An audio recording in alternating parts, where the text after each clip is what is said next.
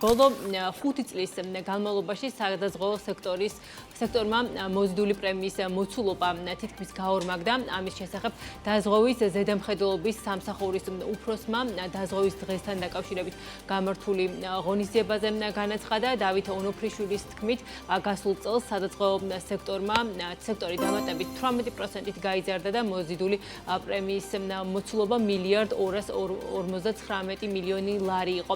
ღონისძიების ფარგლებში საუბარი შეეხო ისეთ საკითხებს, როგორიცაა დაზღვევის შესახებ ცნობიერების ამაღლება, ბაზრის წახალისება და ასევე მომხმარებელთა უფლებების დაცვა.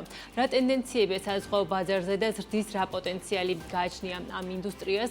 დაზღვევის დღისადმი მიზულ ღონისძიებაზე გაკეთებული განცხადებებით ელენე გოგბერაშვილი გვერდება. პირდაპირ ეთერში ელენე, მოგესალმებით და გისმენთ. მოგესალმებით, ნუცა. სადაზღვევო სექტორი იზრდება, ამას ბოლო წლების ტენდენცია ცხადყოფს. დავით ონოფრიშვილი, რომელიც ამ სექტორის ზედამხედველ ორგანოს ხელმძღვანელობს, მედიასთან ამბობს, რომ ყოველწლიურად იზრდება სადაზღვევო საქმიანობიდან მოზიდული პრემია, რომელმაც 2023 წლის მონაცემებით პირველად გადააჭარბა მილიარდს, ხოლო გასული წლის მონაცემებით კიდევ 18%-ით გაიზარდა და 1,259 მილიონი ლარი შეადგინა.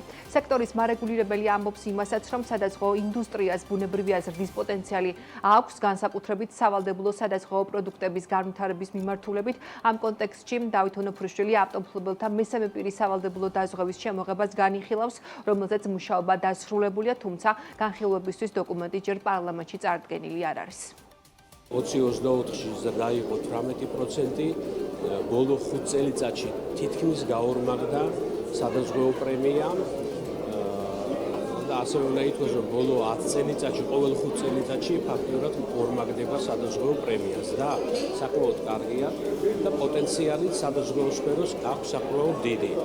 არის კიდევ რამდენიმე მიმართულება, რომელთაც ნამდვილად შეიძლება ბაზარი კიდევ უფრო სერიოზული გახდეს. ავტომობილთა მესამე პირის სავალდებულო დაზღვევას კერძო მზღვეველები ერთ-ერთ იმ მიმართულებად განიხილავენ, რამაც ბაზრის ზრდა მნიშვნელოვნად უნდა დააჩქაროს.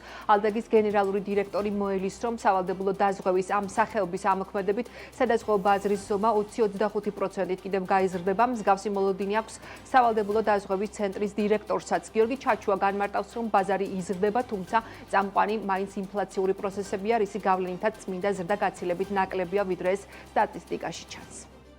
ბოლო 3 წელია რეალურად ბაზარი ინტენსიურად იზრდება, სოციალურ გაყიდვებში განსაკუთრებით, თუმცა აქ ძალიან მნიშვნელოვანი ფაქტორია, რომ ფასების ზრდის ერთ-ერთი კომპონენტია ინფლაცია. ანუ ჩვენ ძალიან დიდი ინფლაციური მაჩვენებელები გვაქვს სერვისის მიწოდებაში, როგორიც არის ავტომობილების შეკეთება, ჯანმრთელობის სერვისები, რაც საკმაოდ დიდი პროცენტია ფასების ზრდის რეალურად და მოქმედებს ტარიფიკაციაზე. პირველ რიგში მისაღები გვაქვს მესამე პირების წინაშე პასუხისმგებლობის დაზღვევის კანონი და არაერთხელ გვისაუბრია ამ თემაზე. მე იმედი მაქვს, რომ კანონი წარდგენილია უკვე ისევ საბოლოო რედაქციით და იმედი მაქვს შემდგომ სესიაზე პარლამენტი რეალურად განიხილავს ამ კანონს და მომავალ წელს აღნიშნული კანონი შევაძალაში, რაც შეუწყოს ბაზარის ზრდას ერთის მხრივ დაახლოებით საშუალოდ ველოდებით 20-25%-იანი ბაზარის ზრდას. სადაზღვევო სექტორი 5 წლის ჭრილში ორმაგდება, ესე ვთქვათ, და მნიშვნელოვანი ზრდა აქვს, თუმცა აქ გასათვალისწინებელია ის ფაქტორები, რომელიც ეხება უშუალოდ ინფლაციურ ნაწილს, ფასების ზრდას და ასე შემდეგ. შესაბამისად, წმინდა ზრდა შეიძლება ბევრად უფრო ნაკლები იყოს, ვიდრე ზოგადად ეს ციფრებშია დღეს მოცემული, თუმცა ბაზარი რომ მზარდია, ეს ფაქტია, მაგრამ იზრდება იმაზე ბევრად უფრო ნაკლებად, ვიდრე შეიძლება გაზრდილიყო. ამისთვის ვფიქრობ, რომ ძალიან მნიშვნელოვანია სავალდებულო დაზღვევის სახეობების მეტად შემოღება, რაც მნიშვნელოვანია ავტოსატრანსპორტო საშუალებების მესამე პირის დაზღვევის შემოღება, რომელიც ბაზარს როგორც ციფრებში, ისე ზოგადად სხვა მიმართულებითაც გაზრდის, კაპიტალ ტევადობის მიმართულებით და სხვა ფაქტორების მიმართულებით და ასევე ეს ყველაფერი შეუწყობს ხელს სხვა პროდუქტების განვითარებას და ზრდასაც. ეს არის კრიტიკულად მნიშვნელოვანი, ვფიქრობ, სექტორისთვის. დღეის მდგომარეობით ბაზარზე 19 სადაზღვევო კომპანია ოპერირებს. სექტორმა გასული წელი ზრდით დაასრულა და 1,259 მილიონი ლარის პრემია მოიზიდა, 195 მილიონით მეტი ვიდრე შარშან. ამავე პერიოდში სექტორმა 127 მილიონი ლარის წმინდა მოგება მიიღო, რაც წლიურად 71%-ით გაზრდილი მაჩვენებელია. სექტორს დადებითი მოლოდინები აქვს მიმდინარე წელთან დაკავშირებითაც. მადლობა ელენეს, ელენე გოგბერაშვილი იყო, რომელმაც დაზღვევის ბაზრის ტენდენციები გაგვეცნა.